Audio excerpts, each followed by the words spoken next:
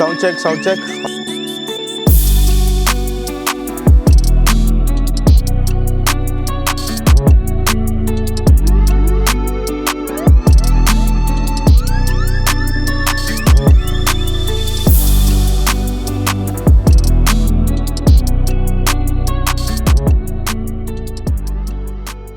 542 horsepower, almost 5 crores in price. Yes, this is the Aston Martin DBX. There is no other introduction you can really give this SUV because it is so posh, so luxurious and quite essential, the British SUV. There are lots of competitors this car goes up against because this is one of the last cars to enter the whole SUV space, but I'll tell you, it's still a very, very good offering. Let's see how this ultra luxury SUV is.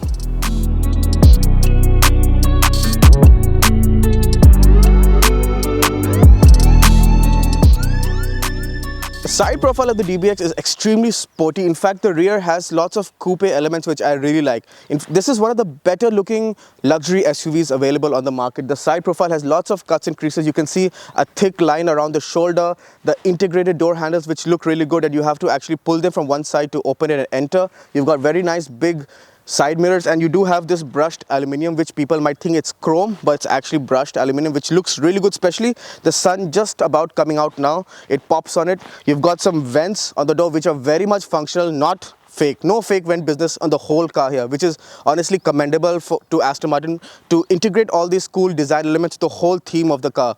You've got some beautiful looking wheels. I mean, you do have a few option of wheels. You have one with these silver ones, you have one that have dual tone with black, you have only black wheels available as well. But yeah, I like the way these wheels look as well. Maybe all silver looks a bit too plain. The dual theme would be just perfect. And obviously I have to mention this paint. I love the way this shade stands out, be it in dark or be it in sun. I've seen this car now in a variety of lighting situations, and honestly, when you think of Aston, people think of British racing green or just more conservative colors. But now seeing this color, this might be my choice if I were to spec a DBX of my own, hopefully someday.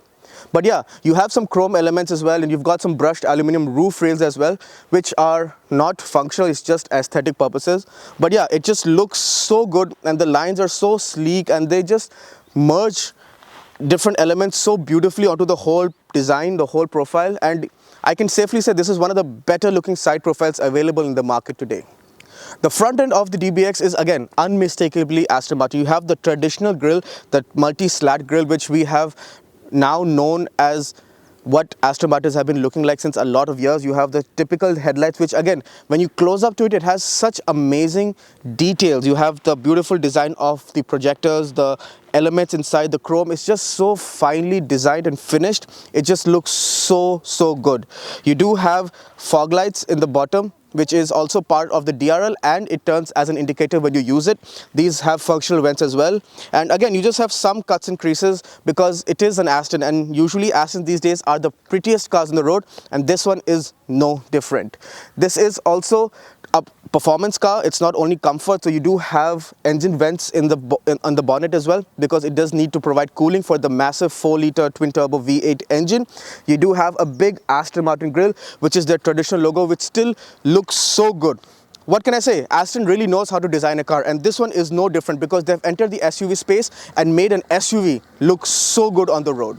When you come to the rear of the DBX, it's as striking looking as it is in the front. The curves from the side profile so beautifully integrate into the beautiful design elements that the rear has, and one of the very few cars where the rear is as striking as the front. In fact, I find this ducktail sort of design element to be one of the most striking elements of the whole car. It just looks so good, and when you see one on the streets, you know unmistakably that it is an Aston. You do have a roof spoiler as well. You do have exhaust which sound really good. This is the 4-liter twin-turbo V8. You have sort of like a diffuser in the rear. When you come to the rear, the taillights look so good. This has the option clear lens taillights, which look really good. You do have the option of the amber red theme, which are usual to all the taillights you see on other cars, and the taillights definitely remind you that it is an Aston Martin. Which one? I'll let you know. It's the V8 Vantage, the new one. It's got the same theme, and in fact this is being passed on to more of the new Astons as well, like the DB12 as well, and it just looks so good, and it definitely reminds you that this is unmistakably an Aston Martin. I'm now inside the Aston Martin DBX and it's such a beautiful place to be. This interior is a work of art. The amount of stitching you can see around the dashboard, the steering wheel, on the seats, it's just so beautiful.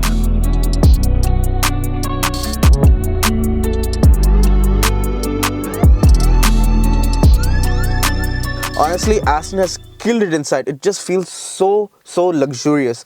You do have gloss black in the middle. You have a host of buttons for the drive modes, the air suspension, stop, start, lane keep, all that stuff. You do have a basic screen with Apple CarPlay, Android Auto. It is not touchscreen. At this price point, you would expect it to be touchscreen, but it's not. You have to connect it with this gesture, with this thing, which reminds you of the older Merc command system, which I think it is actually based on. The new DB12 does get the new touchscreen, which is based on the MBUX, which is a good thing. Finally, in 2023, I think you deserve to have a touchscreen at this price point. You do have some very beautiful crafted AC vents all around the car. You do have an all-digital screen, which is pretty thorough with the information. And you've got this lovely leather-wrapped steering wheel, which just looks so good. Obviously, with cars like this, you can definitely customize the horizon is endless. You can go with any color you want, any trim you want. So this is aluminum, you can choose wood, you can choose anything, carbon fiber. It's just endless, and it all comes down to what you can really afford, because let's be honest, car makers do have great margins on these options. So if you have the budget, you can go all out. This car is, I think, spec'd really nicely. At first I didn't warm up to the dual tone interior, but it matches the exterior really well. You do have the great leather, all the roof is just so amazing, and then even the sun visor, small details like this, which I don't really show in a lot of reviews, but this is so finely crafted. This, and then you have a second visor as well, which is all Alcantara. I mean, it's just one of the best interiors I've been. The seats are so comfortable, so nice, so hugging. Everything, the paddles are column mounted, so they don't turn with the steering, which is again very nice when you're pushing this SUV. I can just go on and on. This car is so luxurious and so comfortable to sit in and drive around. I'm now in the rear seat of the DBX, and funny enough, it's just as luxurious in the back as it is in the front. You have ample space. I have a lot of knee room, a lot of under-thigh support. In fact, one of the best rear seats I've sat in a very long time. Unlimited headroom. I'm not that tall, 5'8", but I'm sure taller people can be easily accommodated at the back. You do have 3 headrests, so third passenger is equally welcome. You do have a big transmission hump though, so that might be the deterrent for the middle passenger, but it's not too bad. I've seen way worse in cars. You do have a screen in the back to adjust the fan speed, temperature, and the heated and cooled seats. So cooled seats and heated for the 2 passengers, not for the middle one, which is standard industry, which is not bad. You do have the same well-crafted AC vents in the middle, on the pillars as well. You do have 2 USB-A ports, which kind of remind you that this car is a bit old, and a new one is around the corner for sure, because this has been a very successful product for Aston, so it does not make sense to end it. I'm sure they are working on a new one. You do have a center armrest with 2 cup holders, and it's so plush. Honestly, I don't know if it's visible on camera, but just see how soft and so finely finished it is. Honestly, I can just go on and on about how luxurious and how plush it is. The stitching, the leather, the aluminum door handles, and the grabs, and everything just feels so expensive, so premium. And it should, right? I mean, expectations go up when you hear the price, and I'm sure this definitely meets all the expectation. You do have a moon roof. It doesn't open, but it does have a blind that closes and opens, so it lends in a lot of light, especially with this theme of beige interior. It feels very airy, feels very homely, and one I would really like to sit in for a very long time. I'm now behind the wheel of the DBX, which is something I've been looking forward to like crazy. So let's get the numbers out of the way. This has a 4-liter twin-turbo V8, produces 550 or 60-ish horsepower, which is still immense, about 750 Newton meters of torque. This does weigh a lot, so it is upwards of 2 tons, but it's fast. So once you put the drive selector into drive from here, which is quite different, but it's again a very typical Aston thing. The start-stop button is there as well. Toggle through the modes. If I put into Sport Plus, if I put the left foot on the brake, oh, it wants to go. Oh, wow. And that's 100. So that 100 was dispatched in, I would like to believe, under 4.5 seconds. That's how quick this is. It just launches off the line like a beast. It just drives so well. I can use the paddles. and you can hear the exhaust.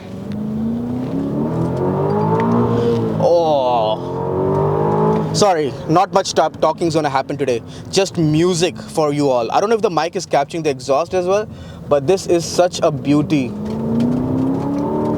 Wow. And then the best part, you can drive it like a hooligan, have it in Sport Plus, and then you can put it back into GT mode, which is something you would use on a day-to-day basis, and everything just calms down, cool, collected, and you hardly feel that you have 560 horsepower. It's just so calm, so composed. It just drives so refined. It just cruises in the highest gear possible at the lowest speed, and it's so comfortable. The ride is so good. We brought it to the shoot location. We saw some potholes, some bumps, and this car did not hesitate at all. It just drives so well. Look at this. If I put the foot on in GT mode, it just goes. And I think that's where the power shows of the car, you know. There's just no shortage of power. Fuel economy, I don't want to talk about it. I usually talk about it in all the reviews, but this car is pointless to talk about fuel economy, right? I mean, it still delivers in city traffic about 4.5 to 5 kilometers per liter, which is, I would say, pretty respectable if you ask me, for a car of this size, of this power, of this intent. Oh, this is so good. I just went over a bump so fast, but you can't feel anything. It's so refined, so posh. If I may say, this might be the ultimate daily driver, if you can afford the price tag, that is. But it's so good. The seats are so body hugging. You do not get thrown around anywhere at all. I just wanted to go for one last pull, you know. If I put it back into Sport Plus.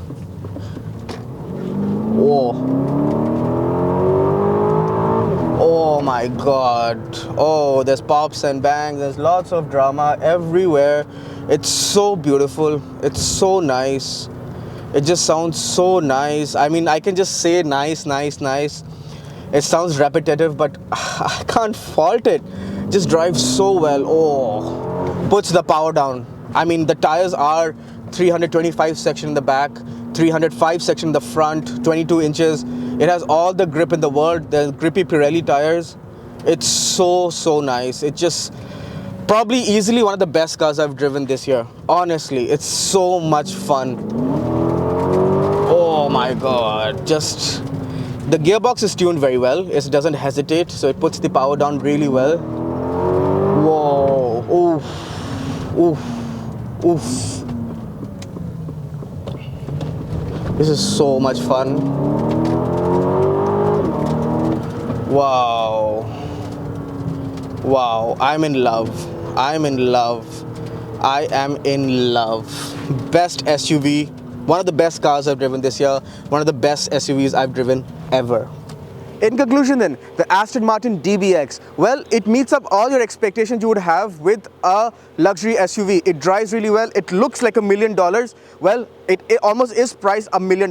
This is about 5 crores on road in India, which is a lot of money for a luxury SUV. But if you see the cars it goes up against, like the Lamborghini Urus, the Bentley Bentayga and its likes, this is actually one of the cheaper ones. Yes, you can definitely bump up the price with options and lots of things you can tick on the criteria when you are booking the car, but still it's very competitive. It's very spacious for your family. It drives really well. What can I say? I had a lot of expectations of driving a luxury SUV, and this met them all.